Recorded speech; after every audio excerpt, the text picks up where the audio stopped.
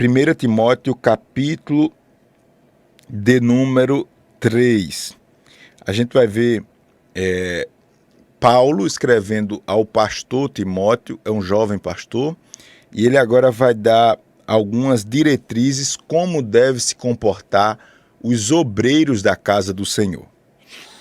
Então, ele vai falar dos bispos e dos diáconos. Os bispos são aqueles que exercem uma função direta de pastoreio, que pastoreia. O bispo aqui é sinônimo de pastor. E o diácono é aquele obreiro que auxilia. Essa figura de diácono ela é uma figura bíblica. Só a título de informação, a gente, por exemplo, da Assembleia de Deus, a gente consagra diácono, presbítero e pastor. Porque a Bíblia prevê essas funções eclesiásticas. Mas se você reparar, se você é da Assembleia de Deus, você sabe disso do que eu estou falando. A gente também tem a figura do auxiliar. O auxiliar não se consagra, porque não é um cargo eclesiástico. É um cargo administrativo, vamos dizer assim, que a igreja ela entende ser uma função importante de auxílio e aí faz uma oração, não consagra. O pastor não consagra o auxiliar, ele ora pelo auxiliar. Então a gente vai ver como essas pessoas, essas figuras eclesiásticas devem se comportar. Isso é importante, viu? Diz assim a palavra do Senhor. Lembrando que bispo aqui é sinônimo de pastor e diácono é aquele que serve, aquele que trabalha no auxílio das coisas sagradas, no culto. Tá certo? Vamos lá. Capítulo 3 de 1 Timóteo. Quem não compartilhou, compartilha e a gente começa a ler agora. Desculpa que eu estou meio rouco e querendo corizar. Aí, vez ou outra, eu dou essas fungadas aqui. Tenha paciência comigo, viu? Vai dar tudo certo. Diz assim: esta é a palavra fiel. Se alguém deseja o episcopado, excelente obra deseja. Ou seja, se você deseja obter, galgar algum desses cargos, você está certo, você quer uma coisa boa, você pode desejar isso. Versículo 2: convém, pois, que o bispo ou pastor seja irrepreensível, marido de uma mulher, não pode ser namorador não, o pastor, viu? Não pode ficar dando cantada nem direta para as novinhas não, viu? Então o pastor, ele deve ser irrepreensível, deve ter uma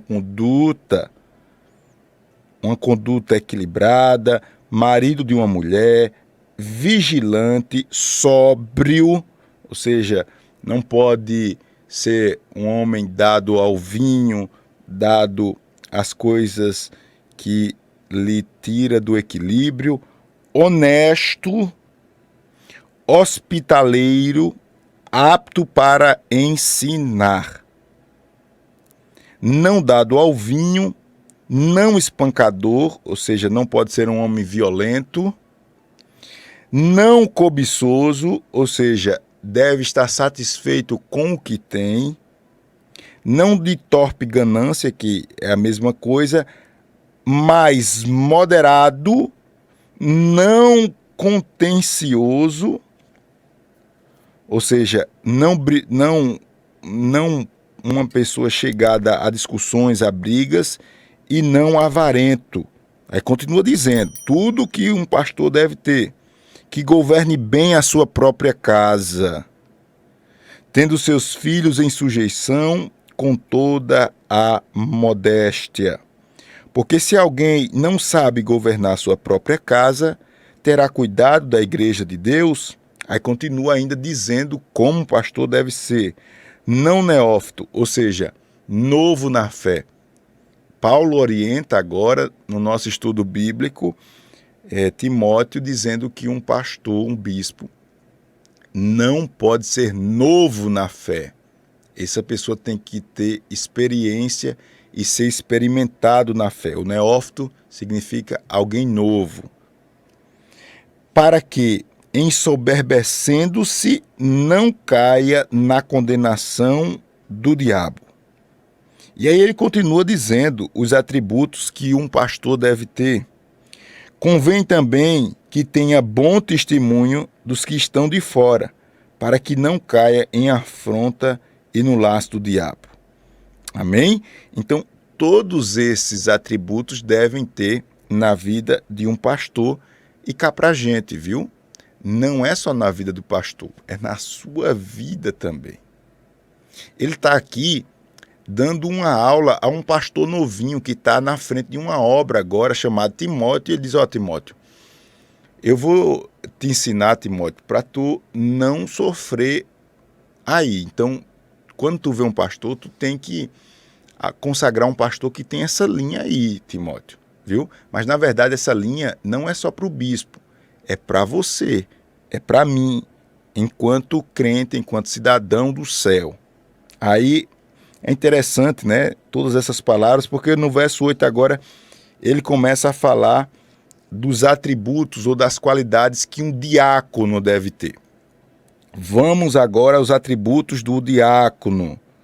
Aí ele diz assim: da mesma sorte, os diáconos sejam honestos, não de língua dobre, não dado a muito vinho, não cobiçoso de torpe ganância, guardando o mistério da fé em uma pura consciência. E também esses sejam primeiro provados, depois sirvam, se forem irrepreensíveis.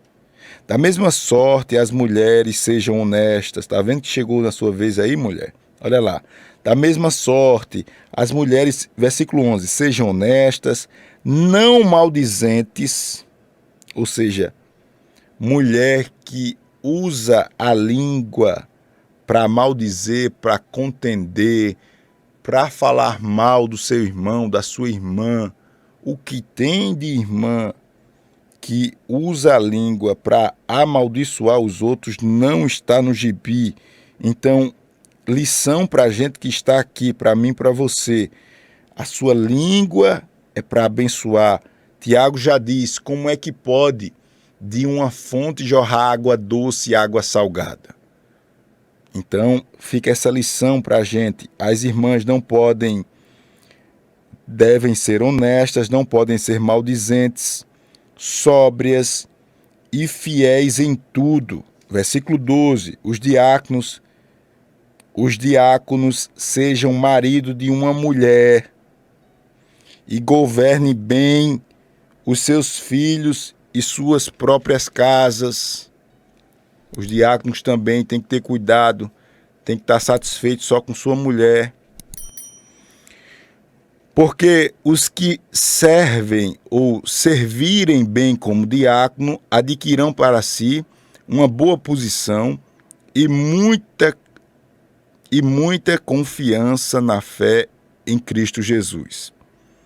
E ele continua dizendo: escrevo-te, versículo 14, estas coisas, Timóteo, esperando e ver-te bem depressa, mas se tardar, para que saiba como convém andar na casa de Deus, que é a igreja do Deus vivo, a coluna e firmeza da verdade. E sem dúvida alguma, grande é o mistério da piedade.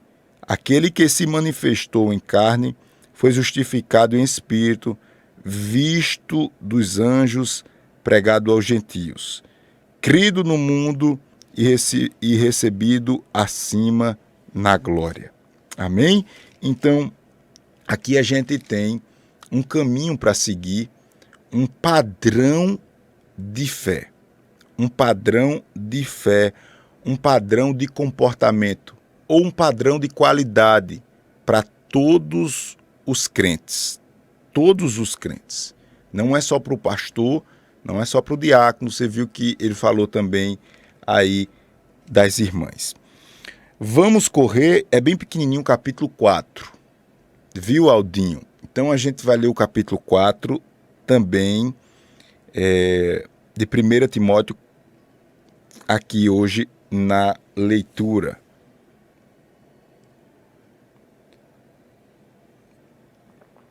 Glória a Deus. 1 Timóteo capítulo 4, a apostasia nos últimos tempos. E agora o apóstolo Paulo ele vai falar sobre algumas pessoas que aceitaram o cristianismo e agora deixaram a fé, inventando outros ensinamentos e alguns mudando a verdade de Deus em mentira e outros realmente abandonando a fé. Então, não é novidade o que a gente vê hoje. Eu sempre digo o seguinte, que às vezes as pessoas se escandalizam na igreja por falta de conhecimento da palavra, porque a palavra revela tudo, tudo, tudo e tudo, tudo. Se você conhece a palavra e vê diante de si um escândalo, uma coisa que é inadmissível na sua cabeça, você vai ficar triste, mas nunca você vai se desviar, porque você conhece a palavra. A palavra, ela já prediz tudo, ela aponta para tudo que vai acontecer. Por exemplo, mesmo, lá na igreja de Coríntio, você vai ver coisas absurdas, coisas que Paulo diz, olha, vocês crentes estão fazendo coisa pior do que o povo do mundo. É só olhar lá, ler capítulo 5, capítulo 6 de 1 Coríntios, você vai ver tudo isso que eu estou falando. Coisas horroríveis, coisas horrorosas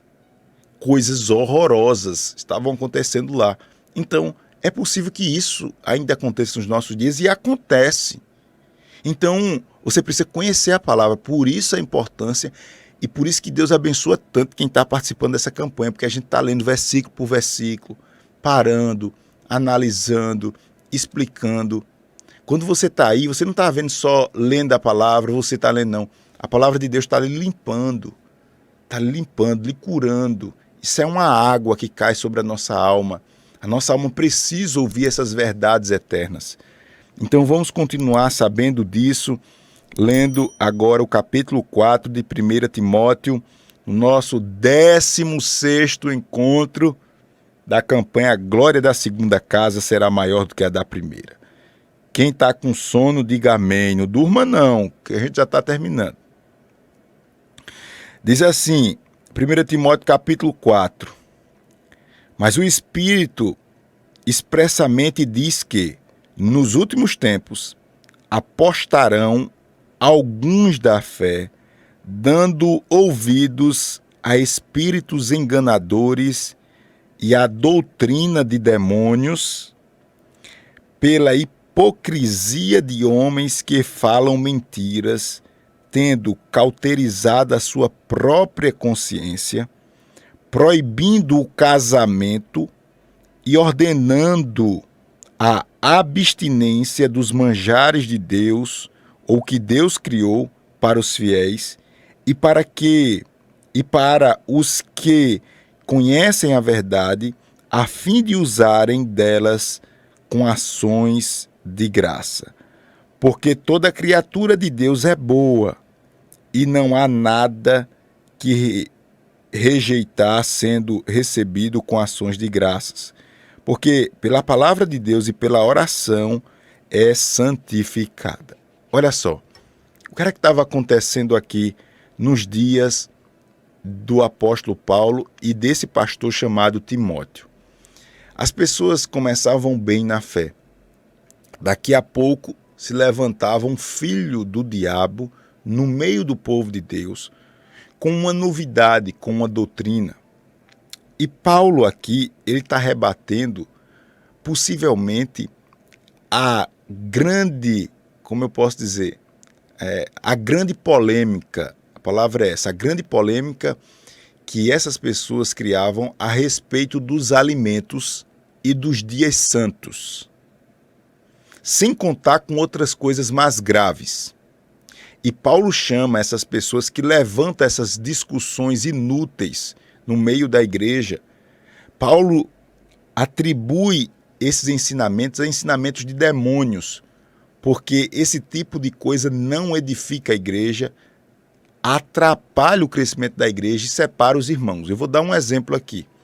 E Paulo falou disso lá, meu Deus, em 1 Coríntios, eu acho que é capítulo 6. que o apóstolo Paulo, ele diz assim, ó, todas as coisas me são lícitas, mas nem todas as coisas me convêm. Todas as coisas me são lícitas, mas eu não me deixarei dominar por nenhuma delas. Aí ele vai continuar dizendo, a comida é para o ventre, para o bucho, e o bucho para a comida. Aí ele vai dizer, Deus tanto vai destruir o bucho como a comida. Ou seja, o que é que Paulo está dizendo aqui? Paulo está dizendo assim, ó, vocês deixem de besteira. Que um diz uma coisa, outro diz outra. Um diz que pode comer carne, outro diz que não pode. Um diz que come legumes, o outro diz que não come. Aí o outro vai mais na frente e diz não, mas o sábado ninguém pode trabalhar.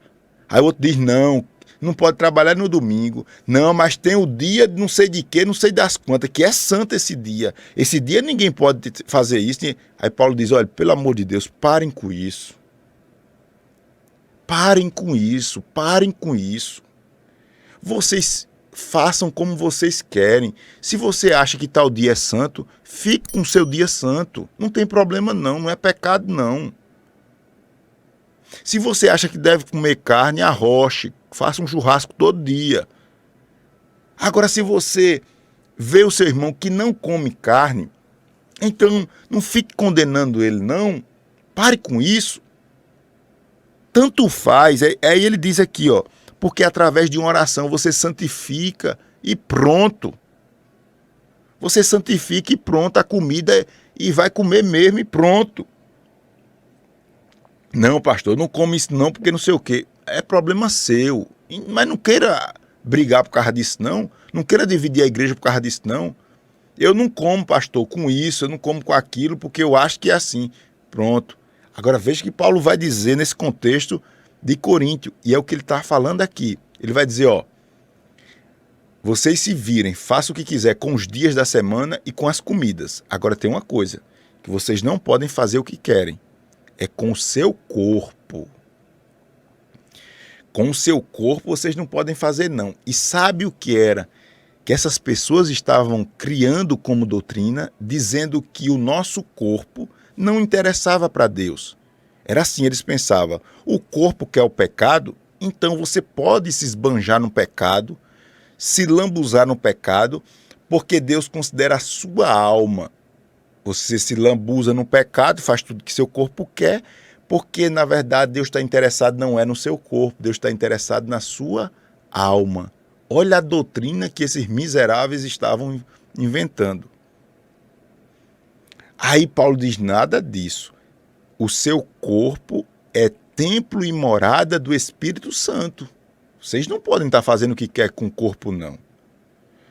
Você pode fazer o que quer com os alimentos. Com dias que é santo, que não é, mas com o corpo não. Aí ele dá até um exemplo dizendo que nos dias da igreja de Corinto as pessoas se consagravam a uma deusa através de relações sexuais. E Paulo vai dizer assim, ó, aquele que se une com a prostituta é uma só com ela. Paulo está demonstrando aí como a carne ou como o corpo, ele tem uma função especial e primária diante de Deus. Por isso que, estamos lendo no capítulo 4, 1 Timóteo, deixa eu falar isso.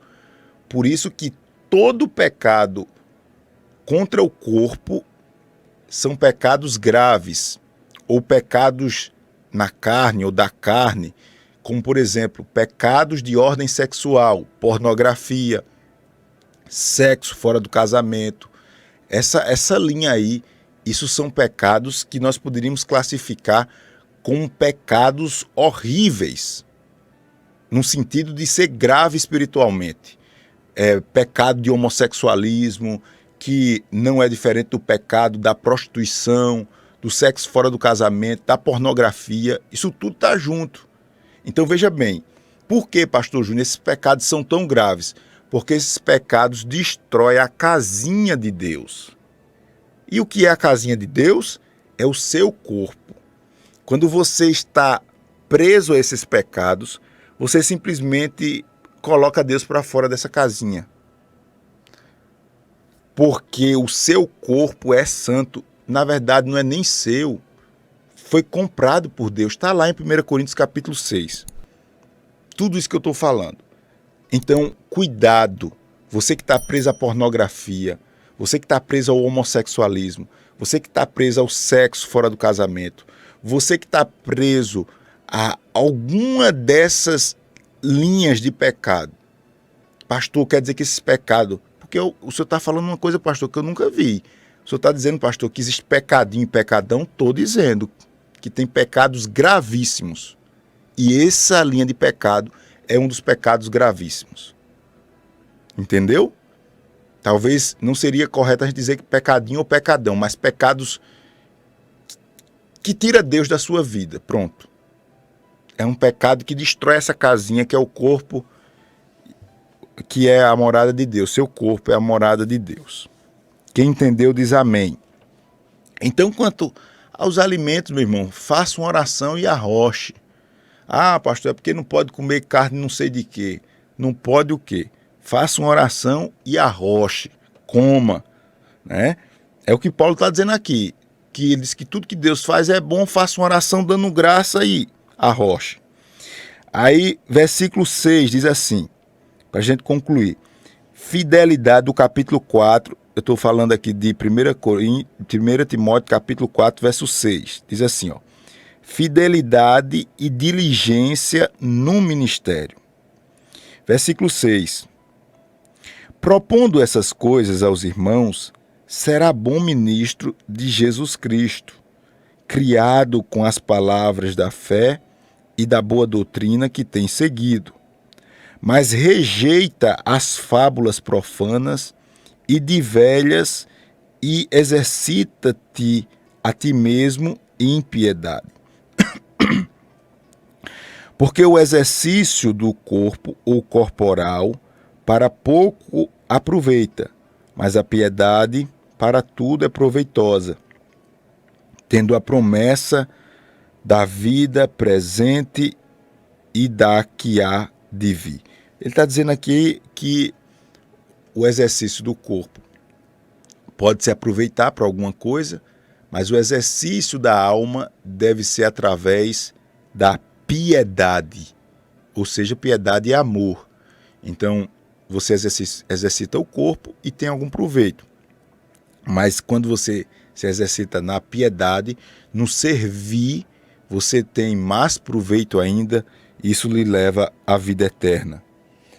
Versículo de número 9. Versículo 9. Esta palavra é fiel e digna de toda aceitação, porque para isto trabalhamos e lutamos, pois esperamos no Deus vivo, que é o Salvador de todos os homens, principalmente dos fiéis. Manda essas coisas e ensina-as. Ninguém despreze a tua mocidade. Ele está falando para o jovem pastor, né? Ninguém despreze a tua mocidade, mas sê exemplo dos fiéis na palavra, no trato, no amor. Exemplo dos fiéis na palavra, no trato, no amor, no espírito, na fé e na pureza. 13. Persiste em ler, exortar e ensinar até que eu vá. Ou seja, um obreiro da casa do Senhor, uma pessoa que usa o microfone, que fala para as pessoas, deve ser uma pessoa que se dedica ao estudo da palavra. Não só o estudo da palavra, mas a leitura como um todo. Você que está na frente de uma obra, você que usa o microfone, você deve ter um repertório bom, um grande repertório, e você precisa ler muito a Bíblia, ou ler a Bíblia e ler também outras coisas, tá certo? Acabe com esse negócio, chegar lá na frente, Deus manda, Deus mostra, Deus fala, Deus não sei o quê. Não, você se prepara também, se prepara. Não caia nesse conto de algumas pessoas que se acomodaram, não querem. Eu estava até falando para um diácono esses dias, ele, pastor, é uma pessoa que não teve a oportunidade de estudar, tal. Ele disse, pastor, olha, tem umas palavras na Bíblia que eu não leio porque eu tenho medo de ler errado e os irmãos ficar rindo de mim. Eu digo, isso é comodismo seu, viu? Porque suas filhas podem lhe ensinar. Você pode me perguntar, pastor, eu queria ler essa leitura assim, mas essa palavra, como é que lê? Como é que fala? Eu vou lhe mostrar. Mas simplesmente, essa palavra eu não leio. Essa palavra... E outra coisa, errar todo mundo erra, né? Não fique constrangido diante disso, não. Quem tem esse tipo de constrangimento não cresce na vida, viu? Você não pode ter medo de ser ridículo, num bom sentido. Entendeu? Não pode. Você não pode ter medo de... eu vou falar uma palavra errada, pastor. Eu vou falar uma frase com a concordância errada. E daí? Qual o problema? O ruim é você saber que tem uma deficiência e não correr atrás, né? Não procurar melhorar. Aí você está na condição daquele diácono que eu estou falando para você, que eu orientei ele. Não pode. Então ele está dizendo aqui a Timóteo, leia muito. Em outras palavras. Ele diz assim, persiste em ler. Versículo 14. Não despreze o dom que há em ti, a qual te foi dado por profecia com a imposição das mãos dos presbíteros ou do presbítero. Medita essas coisas, ocupa-te nelas, para que o teu aproveitamento seja manifesto a todos. Tem cuidado de ti mesmo e da doutrina. Persevera nessas coisas, porque fazendo isto, te salvarás tanto a ti mesmo como aos que te ouvem.